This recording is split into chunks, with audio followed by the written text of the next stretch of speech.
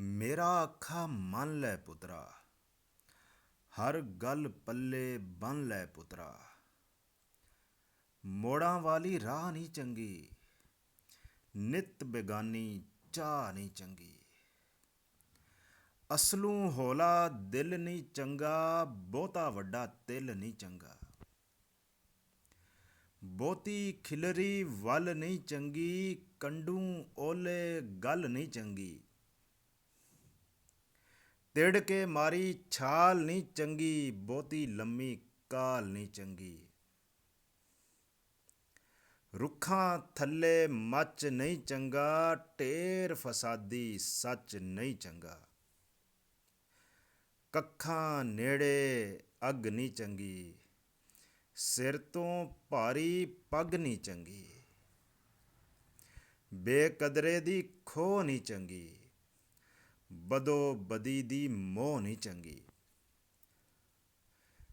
ਇਸ ਤੋਂ ਪਹਿਲਾਂ ਹੋਰ ਨੂੰ ਫੜੀਏ, ਇਸ ਤੋਂ ਪਿੱਛੇ ਹੋਰ ਨੂੰ ਫੜੀਏ, ਪਹਿਲਾਂ ਘਰ ਦੇ ਚੋਰ ਨੂੰ ਫੜੀਏ। ਕਰਨੀ ਅੰਤ ਅਖੀਰ ਨਹੀਂ ਚੰਗੀ, ਕੁੱਤਿਆਂ ਅੱਗੇ ਖੀਰ ਨਹੀਂ ਚੰਗੀ। ਲੜ ਕੇ ਕੀਤੀ ਵੰਡ ਨਹੀਂ ਚੰਗੀ, ਲੂਣ ਦੇ ਨੇੜੇ ਖੰਡ ਨਹੀਂ ਚੰਗੀ। ਮੰਗਵੀਂ ਸੋਚ ਤੇ ਝੁੱਕ ਨਹੀਂ ਚੰਗੀ, ਸਿੱਟ ਕੇ ਚਟਨੀ ਥੁੱਕ ਨਹੀਂ ਚੰਗੀ। ਕੱਚੀ ਪਿੱਲੀ ਰੁੱਤ ਨਹੀਂ ਚੰਗੀ, ਸਭ ਨੂੰ ਦਿਸਦੀ ਗੁੱਤ ਨਹੀਂ ਚੰਗੀ। ਅੱਖਾਂ ਦੇ ਵਿੱਚ ਕਹਿਰ ਨਹੀਂ ਚੰਗਾ, ਜੇਬ ਵਿੱਚ ਭਰਿਆ ਜ਼ਹਿਰ ਨਹੀਂ ਚੰਗਾ। ਤੂੰ ਤੇ ਤਕਰਾਰ ਨਹੀਂ ਚੰਗੀ, ਹੱਟ ਤੇ ਬੈਠੀ ਨਾਰ ਨਹੀਂ ਚੰਗੀ।